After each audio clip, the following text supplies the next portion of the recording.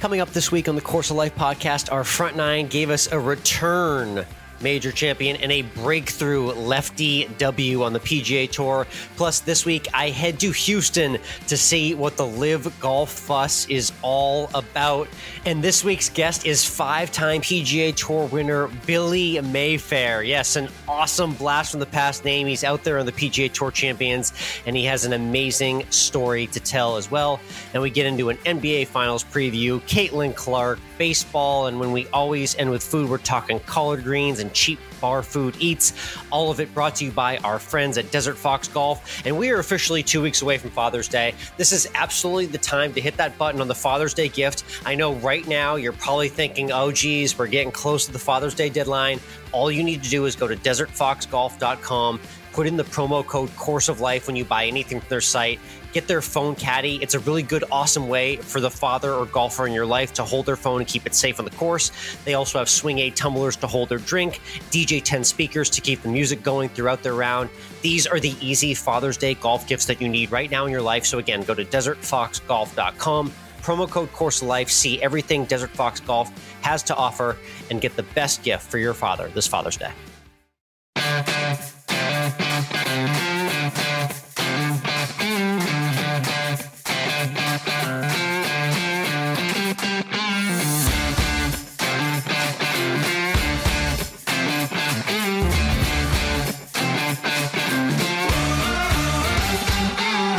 Hello, interwebs, and welcome to Course of Life. We are proud to be presented by our friends at Desert Fox Golf. I'm Michael, he's Alex. And Alex, there was carnage this weekend. Yes, at a real U.S. Open. I loved Country it. Club, U.S. Women's Open. And the headline, there's so many different headlines we can talk about the carnage. But I feel like the headline that encompasses what happened at Lancaster Country Club this week is the bird that was killed on the 12th hole on Thursday. Yes, I guess that was a very tiny micro encapsulation of what was to come, because that happened on Thursday, and we immediately started to see how difficult this course was playing. And then the other Thursday headline we got was from our friend world number one, Nelly Korda, on top of the world, got to be the prohibitive favorite to win this past week at Easily. Lancaster. Makes a 10 on a par 3 and shoots 10 over par for 2 rounds. That's how you knew there was going to be some carnage this week at the U.S. Open. It's just unbelievable. She went in the water, 3 times on, I think it was it 12 actually? Yeah, one of us on the par 3 there. She made a 10, 7 over par on one golf hole. I commented on her Instagram, and you'll see it because it's a top comment there. I said, thanks for being relatable for 1 week. You can go back to being Nelly now for the rest of the season. Yeah. A lot of the best players in the world struggled. Lexi Thompson off of the retirement announcement, 13 over. Our girl Rose Zhang, 9 over, missing the cut. So she wasn't the only one. Everyone could get it in terms of the course that the carnage this course offered. And this was the throwback. You and I grew up on U.S. Opens of the 90s and 2000s, where even par was a dang good score every single day. And that's what that felt like this week. And, it looked like we were going to have an interesting little shootout here. We had 5 players at 5 under par to start a Sunday. Yep. Andrea Lee, I'm going to mispronounce because I do this on the LPGA Tour. Yep. Wichani Miche. Nice job. Michai. Okay. Good job. There you go. And Min Jae Lee. Yep. All absolutely. Sister of Min Woo Lee. Yep. Andrea Lee, 5 over on the day. Miche, 7 over par on the day. And Lee, 8 over par on the day. So it ended up going to Japan's Yuka Saso, who gets her second U.S. Women's Open. Gutsy. Victory. Yeah, Team Callaway player who's been around. You've seen her name float around some leaderboards for a few years, but coming back when it mattered most again at the National Championship. And Mike, I got to say it, let's just be real. The way the prize money works in the LPGA, if there is one tournament you want to win all year, thanks to our friends at the USGA, it's the U.S. Women's Open, because that is the biggest pot of the year for the women golfers out there.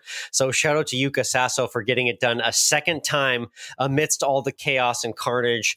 Again, just a really kind of fun throwback U.S. Open where par really mattered. Birdie was hard to find, and it definitely showed a deserving champion. I feel like what this says is that we need to put the men at Lancaster. Right, and then tip it out. and make the greens twice as fast, and let's let them all. Let's watch the world burn. I love it. Let's do it. I love it. I love it. The world was not burning north of the border in Canada for the RBC Canadian Open, where I think the press seemed to really want to say that Rory McIlroy was going to win this. He went 66 to open. He was in position. And he had 72 on Friday, and then he went 65, 64 to finish. Not good enough. No, but not good enough. His neighbor, his country neighbor, Robert McIntyre, was able to secure his first PGA Tour victory. Yeah, Lefty Bob, who you hear me affectionately call out many times over. I've loved to ride him and haven't quite found a winner with him betting-wise for one of his wins. He's poked through over in the DP World Tour, but awesome to see him get this maiden victory. And very sentimental because he had his dad on the bag. We're heading into that Father's Day season, like we mentioned at the top of the episode. So it was really cool to see Dad, who got very emotional at the end. You know, that's a special moment for him. It's a scenario that he'd often kind of watch from the sidelines, wondering if he'd ever be a part of that. And lo and behold, Dad's there on the bag for the first PGA Tour win and the biggest win professionally of Robert McIntyre's career. So great to see Lefty Bob pull through there. That was indeed. Tom Kim broke the top 5 as well. See if that young phenom can keep breaking barriers here and see what he can do. Canadians Corey Connors and Mackenzie Hughes also had top 10 finishes. No Canadian for 2 years in a row. That would have been something to see a Canadian win it 2 years in a row after not winning it forever. Good finishes there from those two, though. Nice job. But there you go. Joel Damon, too. Top 10 finish. He couldn't really finish it out here on the weekend. What do we think? Is he turned a corner? He said his putting's been doing really well here. Is he no longer the worst golfer on tour? Right, I know. He's one of those guys that we're just kind of all rooting for a little bit more than the average golfer. I feel like we're going to get a nice full recap of this entire week on Netflix Full Swing in about 8 months from now. This was definitely a breakthrough for him. So I don't know. You know, it's just a couple missed putts here and there. He's often said he's a bit of a spraying golfer. So if he's keeping himself accurate off the tee, hopefully we see him on more leaderboards this year. Other PGA Tour news, Scottie Jailbird Scheffler will not have to go to court. The charges were dropped in Louisville for him supposedly dragging the cop. The footage that we saw didn't match the description of events. Mike, those $80 pants are beyond repair. I know, beyond repair. Calm, very calm, courteous responses from both Scottie and the cop, who put out statements afterwards. But Scottie's lawyer went full fire and brimstone. Yeah, he had the victory, so while he had the win, he figured he might as well fire off a couple more shots on the way out of the club, basically. And he definitely was defending his client beyond the courtroom. Good to see that defense. And obviously, we kind of all saw the video piece by piece thrown together that showed Scottie be basically 10 to 15% more innocent with every different video clip and body cam that came out. And by the time every angle emerged, we saw that it was exactly how he described, just a horribly mistimed miscommunication that really threw the golf world for a loop. Yeah. So Louisville's finest, maybe not. I don't know. It's unfortunate. There we go. Scottie doesn't have to go to jail. We'll see him on the course next. Yeah. Speaking of being on the course, you're making the drive. What is it, like 8, 9, 10 hours for you to get to Houston? Yeah, 8, 9, 10, yeah. Yep. And you're going to go to the enemy's event. You're going to a LIV event. All right, I'm checking it out, Mike. You know, I'm nothing if not diplomatic. I want to see all sides of the coin. I want to see exactly what the LIV golf experience has to offer. It's in my home state, and it's within driving distance, so I'm going to give it a chance. I do want to make sure that you bring earplugs, because they do say it's golf, but louder.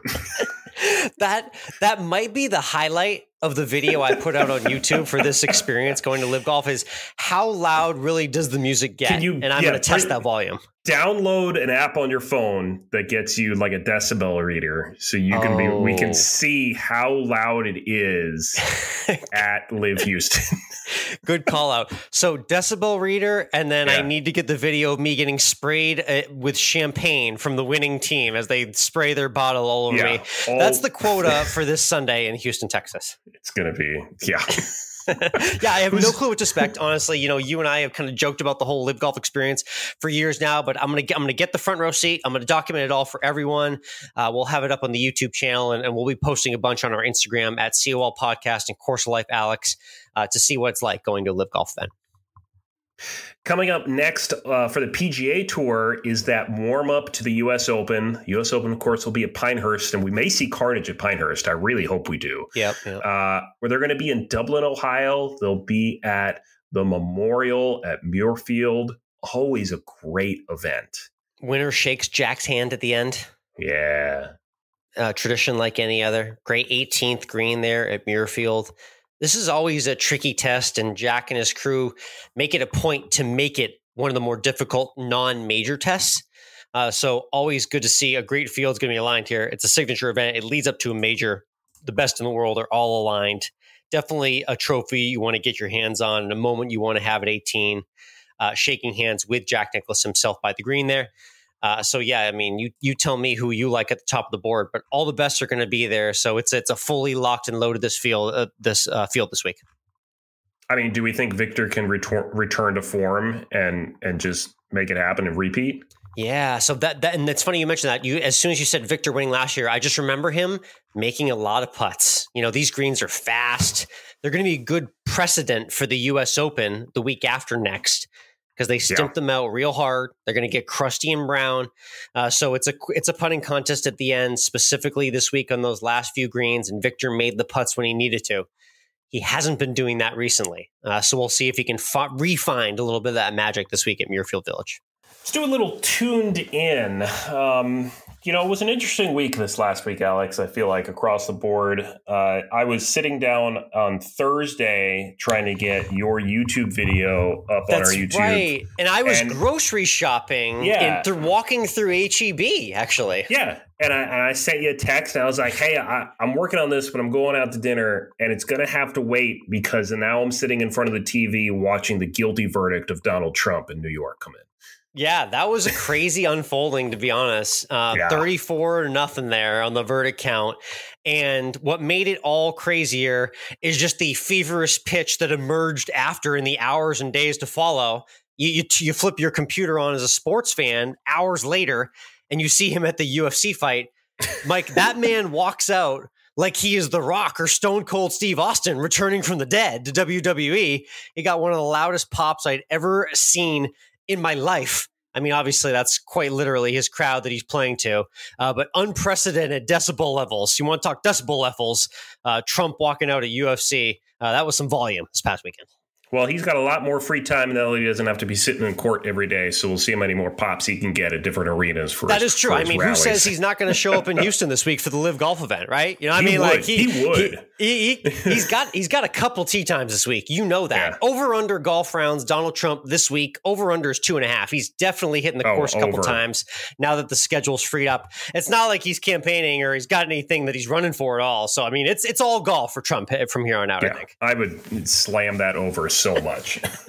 But like we said, too, on our YouTube channel, we got a video out where you can see how much of a pop there is with Tiger Woods when he's out on the course. Yes. Again, we've been saying this every week. He is the needle. He continues to be the needle on the PGA Tour, even though he can't walk like he used to walk. He can't play anywhere near like he used to be able to play. It's just not happening, but it doesn't matter. This is Tiger freaking Woods here, and people are still going to buy $200 polos from his new brand. That's right. Shout out Sunday Red. We love our friends at Sunday Red as well, too. Yes. So, this week on the YouTube, it's the Tiger walkout, walking with Tiger Woods at a major championship. If you ever wanted to do it or experience it, you don't even have to buy a ticket. You can just go to our YouTube page, Course of Life Podcast, and check it out. And then we're going to have the final installation from my trip to Frisco, the Visit Frisco blog dropping, Mike, with not much golf. This is all the life and everything cool you can do at Frisco, from visiting the Star to checking out neat hole-in-the-wall restaurants and tourist attractions as well, plus my stay at the Westin, which is an awesome property. So if you're considering a stay in Dallas, we'll talk basketball later. Maybe you're going to the NBA Finals. Frisco could be the place for you. So be sure to check out our YouTube page for all that video. Let's get to this week's guest, who has a tie-in with Tiger Woods. Yes. Probably one of the best tie-ins the best outcome to a tie-in with Tiger Woods of all the guests we've had who has had these kind of Tiger stories. And that's Billy Mayfair, 5-time PGA Tour winner. And he shares some really great stories with you, Alex, and things that he's working on now. But I feel like the thing that really resonates with our childhood with Billy Mayfair is him being the only player to beat Tiger Woods in a playoff. Yes, and he breaks that entire moment down, what the winning putt was like, what the feeling of going head-to-head with a young Tiger was like, and everything that he's up to on and off the golf course here with a 5-time PGA Tour winner in Billy Mayfair.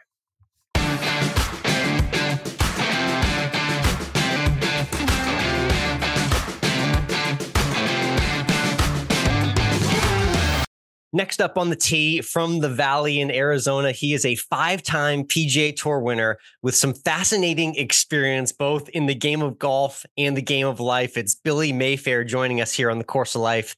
Billy, how are you doing today? I'm doing good, Alex. Thank you for having me on. Absolutely. Yeah, it's great to have you on. Grew up watching you play on tour. You're still on the PGA Tour Champions now. Tell everyone a little bit about what your kind of playing schedule is like these days out on the PGA Tour Champion circuit. Well, it's actually pretty busy right now. We're home this week. We're off because of the PGA Championship there at Valhalla, but we have our PGA Championship next week up in Michigan. So we're kind of excited about that. And then we go to Iowa after that and back up to Steve Stricker's tournament up there in Minneapolis. So our schedule now is pretty full until about the end of August. So we're going full bore. Yeah, that's a fun Midwest stretch in that time of the year. And those are some great events that we'll be seeing on television in the weeks to come as well, too. I'm curious what this experience is like for you now, settling into the PGA Tour Champions after having a great run out on the main tour. What's that camaraderie like for you guys out there, kind of facing old friends that you went to battle with back in the day as well? Well, it's a lot of fun. It's very competitive. We all want to play well and do well. But at the end of the day, we go in and have a drink, or we talk to things and talk to each other and want to help each other out. Like I said, we're a small little family. Most of the guys I've known since I was about 10, 11 years old. So it's actually, Alex, it's a lifesaver in a way, because we're so used to playing the big tour. We're used to playing every week, traveling and all that. And if you just kind of take that away from us completely, a lot of people have problems. So I play a lot on the senior tour, but even if you just played 15, 16 events on it, it just kind of keeps you active, keeps you something to do. And as my famous saying, it gets me out of that honey-do list for one more week, So that's right. Yeah. Some awesome travel. You guys hit some great spots in the game as well, too, on the PGA Tour Champions. We do. And the fans are great. And I think they enjoy being around us because they've known us for so long. And like I said, it's still very competitive, but we have a lot of fun out there too. Yeah, I've covered the event in Naples, Florida, the Chubb Classic, and I've seen the celebrity invited event in the Dallas, Las Colinas area there. And there's some really cool places. The thing I like that the PGA Tour Champions does, and you'll appreciate this too, is they're starting to, re-rotate and bring in a lot of past PGA Tour venue courses that fans of the 80s and 90s and 2000s want to see again. So I enjoy kind of reliving that, just as I imagine you guys do too. We do too. Obviously, anytime you get to go to some place where you've played, and some places, even when Ally took over, I got to go back to Warwick Hills where I won the Buick Open. So when you get to go back to those places and see everybody again, it's a lot of fun. Very cool. Yeah. So your PGA Tour career began when you turned pro in 1988. Let's flash back to that. And now think about where the game and where the PGA Tour is in 2024. The differences in how the game looked when you turned pro versus the way it is now. Well, I mean, when I turned pro, there's still woods. I mean, we didn't have the metal woods yet. We had golf balls that weren't anything like they are today, and the golf courses were a lot shorter. I mean, they weren't very long, and it's still a premium to hit it straight and hit good golf shots, and you had to hit it pretty pure out there with some of the equipment that was there. Yeah. But again, it still comes down to a short game, and who can putt the best is usually going to be the guy who wins. And you get a guy like Bernhard Langer, who's 62 years old, and he's had every type of putting issue there is, and he's a great wedge player, and he makes a lot of putts. And even at 62, he's competitive. It's awesome to see. He's an Iron Man. We love showcasing his dominance. I know you wouldn't mind him maybe taking another week or two off it, but yeah, it's awesome to see what he's doing out there. And well, we had a chance for that this year with his Achilles going out, which was unfortunate. But he's back out at Houston, and he's good to be out there. He's good for the tour, and I love hanging around him. So I'm glad he's back out. That's awesome. You obviously, you played right through the tour, through the 90s, into that magical moment when a guy named Tiger Woods arrived on the scene. I've had some different interviews with guys in your era. One most notably, John McGuinness told a great story about the first time he saw Tiger hit a ball at the BC Open. I'm just curious what your early memories are of Tiger the first time you saw him on the course. Well, in that time of year, every year there was supposed to be a new hot shot coming out, new kid coming out.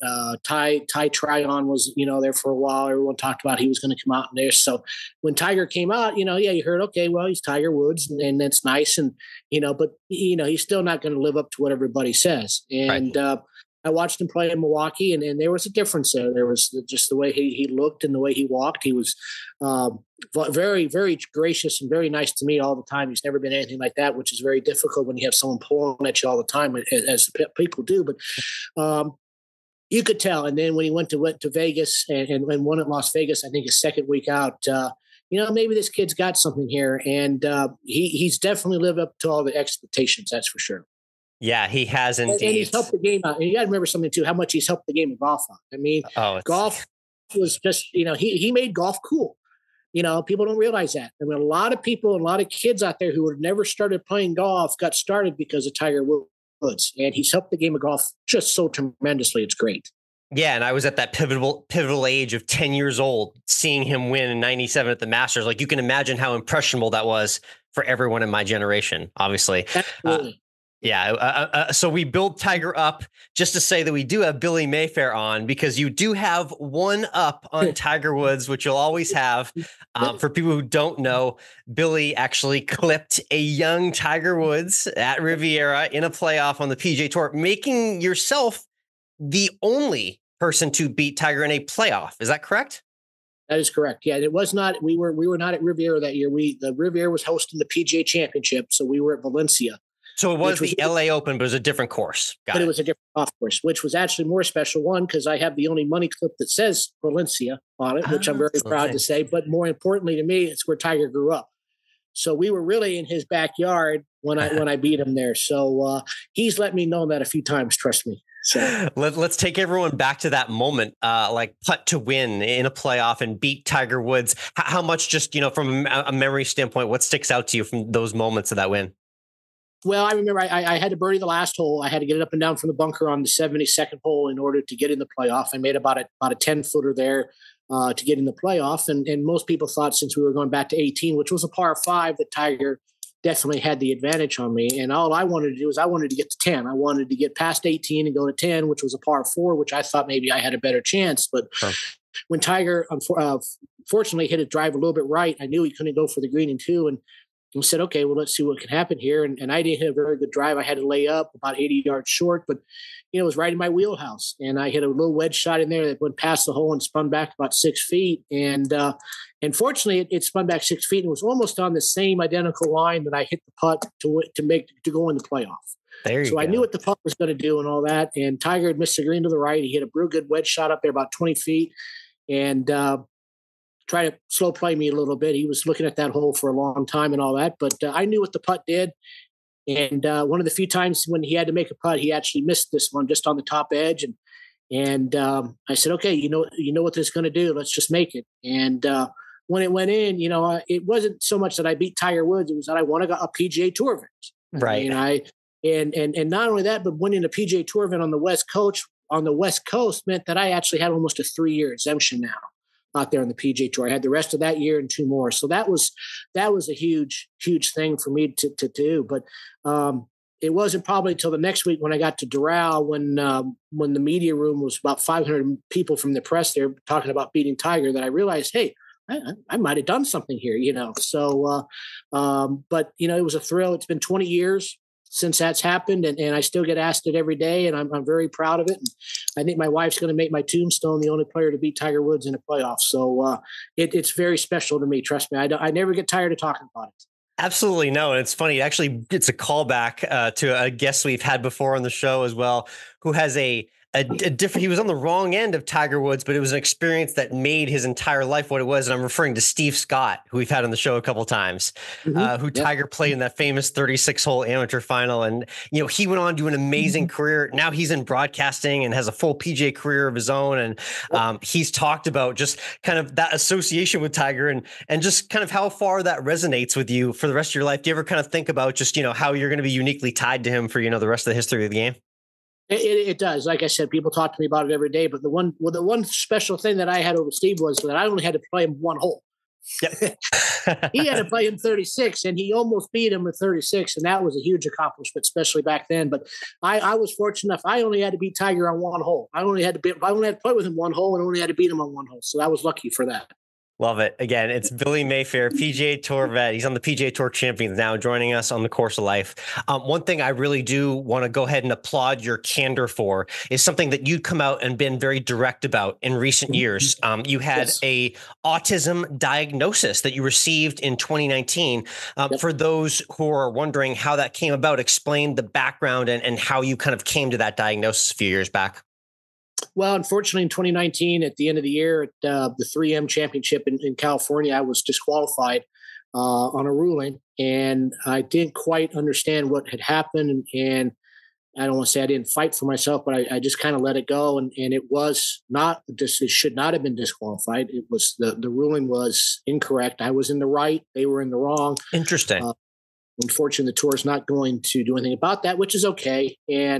But my wife had seen things in me before that, had seen some of my attitudes, some of my personality changes and all that. And she thought that I might be suffering some type of autism and all that. We had seen some neuropsychologists in Phoenix shortly after that. And she finally had me convinced that I probably needed to go get tested for this before the next year started. That would maybe help me. And of course, I fought tooth and nail. I did not like it. I was normal. Everybody else was different.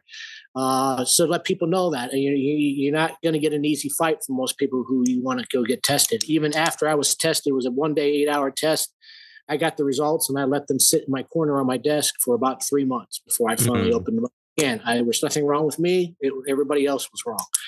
And finally, my wife convinced me to open them up, and it really It made things a lot clearer for me. It made me understand why I was good in school in some classes and why I wasn't. But I think the biggest thing that I was diagnosed with was high functioning autism, which for me, sometimes it just takes me a few extra minutes to understand a question, to get an answer out, or it takes me maybe a few extra minutes to understand a person's facial expression, their facial IQ. Sometimes they say things to me and I don't catch up on the cue, and I sometimes can misunderstand it or misquote it. And so sometimes I just need to just kind of take a second and realize that. But I think the biggest thing with it is it realizes that my brain is very well at focusing on certain things. That's why golf was such a wonderful thing for me growing up. I could go to the golf course. I didn't need a team. I didn't need a coach. I could go out to the golf course, hit balls and chip and putt and play all by myself and be in my own little world, which was wonderful for me. And now that I've gotten more into autism and trying to help people out there, my wife Tammy and I realize how much of a blessing it is. And I'm very blessed that coaches, college coaches, high school coaches, CEO of companies are realizing that people who are diagnosed with high functioning autism have a very keen focus on certain things. They can do very meticulous things. They do it very well. They'll do it right. If you ever watch that TV show, The Big Bang Theory, Sheldon Cooper, I'm a little bit. Oh, absolutely. Yeah. And it's funny because this young Sheldon spinoff just came to a conclusion all these years as well, too. And it kind of diagnoses an entire life of like a high functioning autistic personality. With a personality. And sometimes I look at that and start laughing. Oh, crap, I was just like that, and you don't realize. And sometimes you just have to realize it. It's not what I try to go out and I talk to a lot of kids and parents about it, is that it's not that you have a handicap. It's that you've been given a special gift, that your brain is able to hyper focus a lot better than most other people's. And I think, as I said, teachers are understanding this more. The coaches, which are the biggest blessings, and presidents of companies that these are for some of the jobs they have, this is the type of person they want. So I go out and try to tell kids that this is not a handicap. This is to encourage them. But my wife, Tammy, and I are not only trying to help the high functioning autism athlete, we're also trying to help the siblings, the wives, the girlfriends, the grandparents and all that who have no help out there and they're kind of drowning. So we're trying to help them a little bit to understand the disease. We're trying to understand how to help them and not just help the child who has it, but the other siblings in the family. So they're not ignored or unrecognized and all that, which you see a lot of. But it's such a wonderful thing to give back to kids, to help them. And when you tell them that just because you have this, you can be normal, you have a normal life, you can have anything, you can do anything you want, you can marry, you can have kids, you can do anything you want. And when they hear that from someone, just how their face lights up, and not only do their face light up, but so do their parents.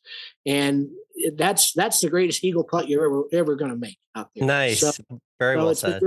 It's been very wonderful for Tammy and I to do it. We're still in the process of getting things set up and all that. But BillyMayfair.org, you can go on and learn more about me.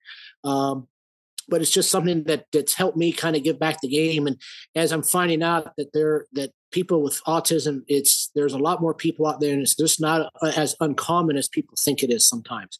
And when you run into someone and you can help them a little bit and help them understand, like I said, it's the greatest feeling in the world.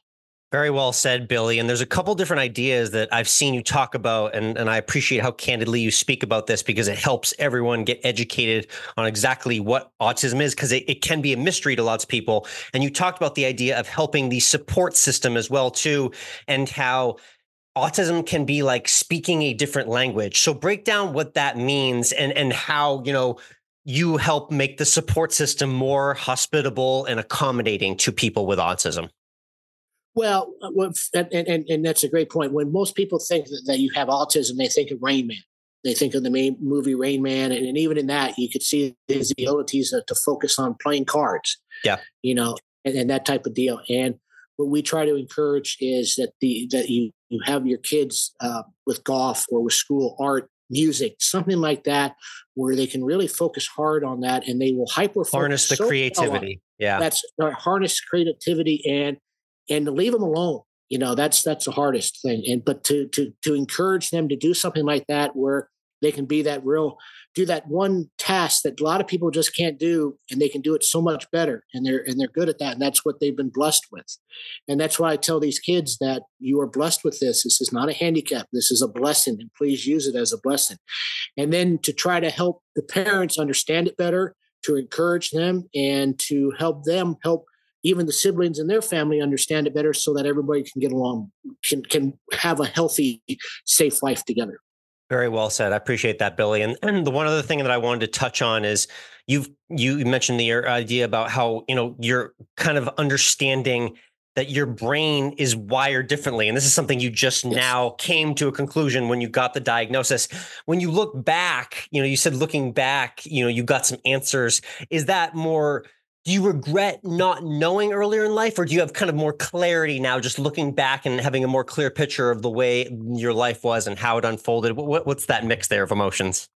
That's such a great question, because I've thought about it too. Because I struggled in school. I liked going to school. I liked the classes and all that. And there were some teachers and some classes I did wonderful in and got A's in, and there's others I just struggled in. And I think back, if I would have known what I know now, I could have dropped those particular professors and got a different one. And I could have taken a different class or a different way where I wasn't beat up because of it.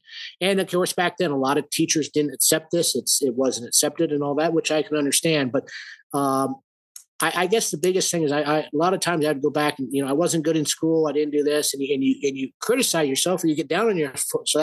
But that's not your fault. It's just the way your brain works. Mm-hmm. And there's certain things that your brain will pick up on and run with, and there's just certain things that it won't do. But I still struggle every day with facial expressions with people. They say something to me, and sometimes I interpret it a little bit differently. And I also know it's okay to just, if someone says that, asks me a question, it's okay to take a second or two and say, just let me think about this for a second. Sure. And give you a response back. And most people are very understanding about that. And, as I said, 98% of all the people out there are very understanding. They get it. It seems like anymore that anyone you talk to, they're affected by this disease somehow. Either they have a loved one or someone in their family that has autism. There's still that little percentage out there that people who just don't want to accept it, and that's okay. That's what the world's about. But we're really trying to make a difference. And like I said, this is my way of giving back to golf, and for all the people who helped me and done what I've done in my career. To help them now a little bit is a huge thing for me. Well said. Again, Billy Mayfair here on The Course of Life. It's billymayfair.org if you want to learn more about the story and his background as well. Let's get to some golf-related fun questions here. Let's talk about life on the PGA Tour Champions. Give me a little bit of flashback. Tell me like who your buddies are that you do the practice rounds with on a week-to-week basis out there. Who you hanging out with these days? Well, you always try to find guys that you went to school with, or you were, I went to Arizona State, so I get, guys from the Pac-10, Brant Jobe, Corey Pavin, guys that you played golf with. I went out to when Corey was at UCLA, I went and watched him play in a college event and all that. And so, to be out here still now playing with those guys. So there's a bond there. It's unfortunately for these kids who go right from high school to the pros, they don't have that. I think college is the best 4 years, 5 years of your life. Right. I think that is wonderful. And I encourage anyone, the tour is not going anywhere, even with all the problems right now with the tour and LIV and all that. The tour is not going anywhere. It's going to be there for you. Enjoy it. Go to college. Enjoy it. It'll be the best times of your life. You're going to meet friends there forever. But I hang around, you hang around with guys you did in college. And very well said. Love hearing the name Corey Pavin. We'll always remember that moment at Shinnecock with his forward from the fairway. Awesome to hear. I'll tell you better. I'll tell you when he was at college at UCLA, he three-putted one of the greens and he threw his putter and broke it. And I still remember that. And he does too. And so it hasn't changed. He hasn't changed over the years. So, I got him on that one. So great to hear. Billy, we're coming up on U.S. Open season right now. I know you had an impressive finish of your own and top 5 at Bethpage. I'm curious, what do you like or maybe enjoy about the grind of the USGA setup, and what's kind of the key to succeeding at a U.S. Open? Well, it's going to be harder. It's going to be set up to the extreme. I think Pinehurst is a wonderful, wonderful venue. I think Los Angeles Country Club last year was something different. I thought it was wonderful for the Open, but, I'd like to see the USGA get back to a little bit higher rough. They're a little bit tighter fairways. And the best thing about even this week at Valhalla is that par is a good score. Par should be a good score. And you don't want to see the U.S. Open champion or even the PGA champion win at 19, 20 under par. And I don't think that will happen, especially at Pinehurst. But the great thing about Pinehurst is that you can have a lot of good shots there and the balls can roll off the greens, they can roll off to the side and all over. And when I played there, luckily it rained a little bit, so it was a little bit softer. If they don't get any rain and get some sunshine and some wind there, it can get really tough. But I've always liked the majors and especially the U.S. Opens because par is a very, very good score. Yeah, well said. Pinehurst is going to be a fun watch indeed. Billy, I know that you've often joked that you're kind of like a Trivial Pursuit question answer. And that really resonates with me because I'm like the guy that goes with my wife to the trivia night at bars all the time. So I could totally picture the name the only golfer to beat Tiger Woods in a playoff question coming up. I'm curious, if you go out to the bar for trivia, what are like your favorite categories? What trivia categories are you good at? Well, I love sports. I watch Jeopardy all the time, and I love how these smart people can answer. What conference is Alabama in? Oh, yes, but they answered something about an Egyptologist. What is the Ivy League? Would be their answer. What's the Ivy League? Yeah, exactly, and all that. So I love college sports. I love college football. So I'm always into that type of trivia. I love college. I love hanging around with the coaches and getting to know them and all that. But as I said, I loved when I went to school. School was so much fun for me, even though I didn't do good in the classroom. But I just encourage all these kids that want to turn pro and all that to go and play college golf. Enjoy those 4 years. It's just a great part of your life and time in your life. And don't mess with it because the tour, professional sports is always going to be there. So just enjoy it while you can. No, well said indeed. All right, Billy, we love to wrap up with our 19th hole question. It's our favorite question to ask at every interview.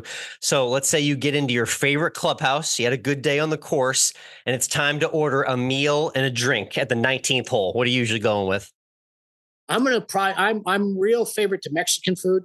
Nice. I'm in Austin, Texas, so I'm very biased to Mexican food as well. So. Yeah, you're more Tex-Mex than I am, but I love Mexican food with a couple of cheese enchiladas, a burrito, and you got to have a daiquiri. So that's a perfect meal for me. That's a nice fit. I like that vibe indeed. Billy, thank you so much for hopping on the Course of Life and sharing your story with us, and looking forward to following you the rest of the season on the PGA Tour Champions, and hit them straight out there. All right. Hey, thank you so much. Thanks for having me on, Alex.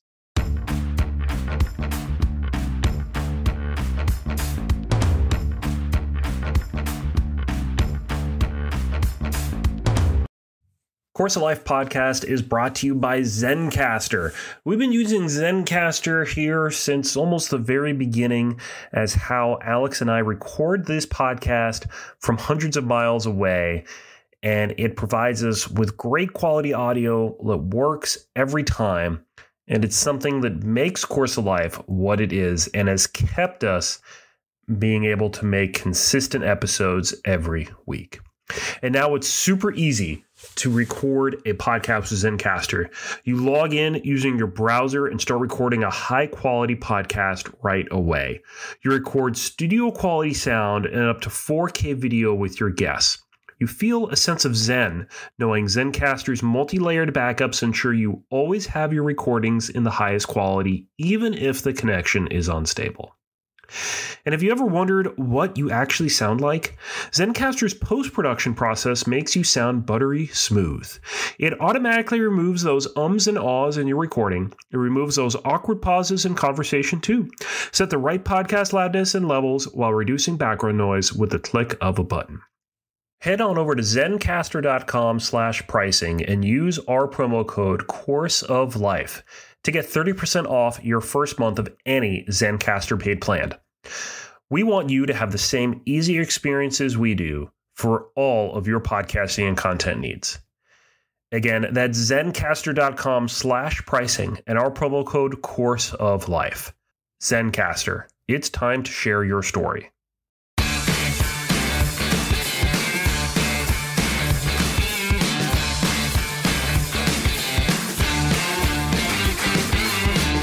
And we're back. Great chat there with Billy Mayfair. I really love to hear how much he's working to normalize autism. Yes. In all its different forms, the full spectrum of it, how much he's embraced this diagnosis that he has, and how he's trying to really give back and help other people see how just because you have autism doesn't mean you can't still live your life. Absolutely. And I hope those are answers to realistic, normal questions coming from my perspective, just trying to learn what that spectrum is like and how that communication is day to day with someone who is working through their life with autism, no matter where they sit on the spectrum. So fascinating perspective from a guy, Mike, who'd been really in our life for a while. You know, you and I kind of like had a funny little moment. We're like, wow, Billy Mayfair is on our podcast. This is a guy we've been watching play the game for 3 decades, and it's awesome to hear him share his perspective with us in the Course of Life. And if you like that conversation with Billy Mayfair, plus everything else we do here on this podcast, make sure you punch that subscribe button on the podcast app you're using right now, and then go to the podcast app you don't use as often, but you have on your phone, because I have like a backup app. Yep. That's just kind of there, and subscribe on that one too, because then it shows you like us even more. Leave us a rating, 4 stars, leave us a review. It just means the world to us. We really appreciate it. Yeah, and that podcast is that purple app on the iPhone that you may not use very often, but that's a great place to find us in addition to wherever you found us now. So cheers. All right, let's talk about the WNBA, Alex. Okay. Let's talk about the first WNBA rookie to record 150 points, 50 rebounds, and 50 assists in 10 games. That would be Caitlin Clark. Okay, nice. Yep. Mm-hmm. Shout out to Caitlin Clark, moving the game forward, moving women's sports forward, getting unprecedented audiences to the WNBA right now. And I think she's getting so much attention that the players on other teams of the WNBA have instituted a bounty on her. Because getting shout out to the New Orleans Saints with the bounty there. Yeah, she's getting like borderline first degree assault every single game. It really, I'm laughing, but it really is a bounty. It's like, I mean, the hit on her just the other day from Nelly Korda of the Chicago Sky, this, which looked like this off the ball foul, which should have been a flagrant, and she should be ejected and suspended for like a week. This foul was so bad. And it took league review just to get that to a flagrant foul. Yeah. After the fact. It's unbelievable. Yeah, it's insane what's happening. And the part that really bugs me is I feel like the perspective is lost with all these veteran NBA players. Maybe they feel these WNBA players maybe feel like their ground is stepped on by Caitlin Clark and what she's doing in her impact. Maybe they feel envy or jealousy for the amount of attention or accolades she's currently receiving. But what they need to realize is from a greater perspective, when you look at the big picture, Caitlin Clark is doing things for your sport that you currently play competitively and professionally that no one else has ever done. She is taking you from commercial planes to charter planes. Yes. She is taking you from empty stadiums to full stadiums. Yes. And for you to clothesline and cheap shot Caitlin Clark, and then after the game in the press conference say, I'm not taking any Caitlin Clark questions, that is the definition of immature and not understanding the situation at hand. I had to get that off my chest. I think, are you more pissed at the players, or are you pissed off at the coaches for allowing this to happen? Yeah, I mean, that is an interesting way to think about it. I'm first just going at the players because I know it's just the players' jealousy of her. They're just envious of the stage that she's been put on. They think that she doesn't deserve it. They think that she is not deserving of it for whatever reason they have. But what they have to understand is her impact is having an impact greater than they could ever imagine any entrant player would have in this league. Mm-hmm. So they need to roll with who she is. They need to treat her just like any other player on the court. And they don't need to have a bounty on her, which it seems like they do have right now. So I hope they still play her hard. You can play tight defense on Caitlin Clark. You can prevent her from shooting a million threes, but you don't have to cheap shot her at every corner. Here's my other question. If this had happened, let's say back on, I don't know, Steph Curry when he entered the NBA. Okay, 10 years ago. If these kind of fouls had happened on Steph Curry in the NBA, how would the NBA have responded to this? Because it's, it is like where's the response from the league? Yeah, it's interesting because when you actually frame that question to me, I think the NBA wouldn't really react that swiftly to something like that. And I think they would say, yep, that's just, welcome to the league, rookie. It's going to be tough. And I think that's what a lot of the veteran WNBA players who are casting that jealousy are currently feeling right now. That's kind of the quandary of the situation. So very curious to see how these are treated from, like you said, both the players, but also the opposing coaches and the league as well, too, moving forward. On the men's side of the basketball, the NBA Finals are about to kick off. The Boston Celtics and the Dallas Mavericks. The Celtics, the biggest juggernaut in the league, the most potent offense, and a very good defense as well. They embarrass teams. Is this series going to be over in 4 games? Oh, my God.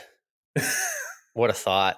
I mean, I'm on the fence right now, Mike, because we're weighing the idea of going to Game 4 in Dallas versus Game 6. Oh, yeah. Do I go to the Game 4 knowing that that's guaranteed to happen, or do I sit and wait and really, think this is going to be a competitive series and sit and wait for the Game 6 experience, because Game 6 could be something even more epic? That's the quandary I'm in right now.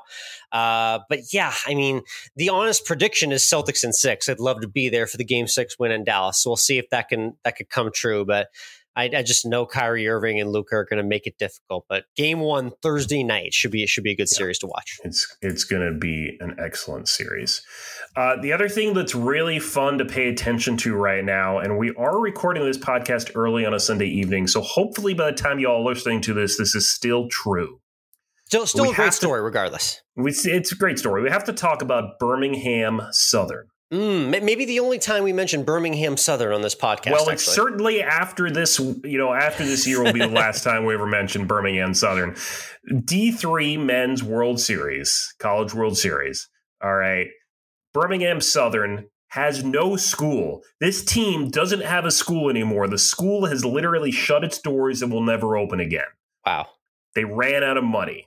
They knew this at the beginning of the calendar year. Yep. And the team decided to keep playing hard. Last season, play it out. Yep. This baseball miracle, for lack of a better term, continued on Saturday night when they hit a walk-off home run to continue in the bottom of the ninth inning to beat Randolph-Macon in a thrilling 9-7 comeback win. They continue in the Division III World Series, these elimination games.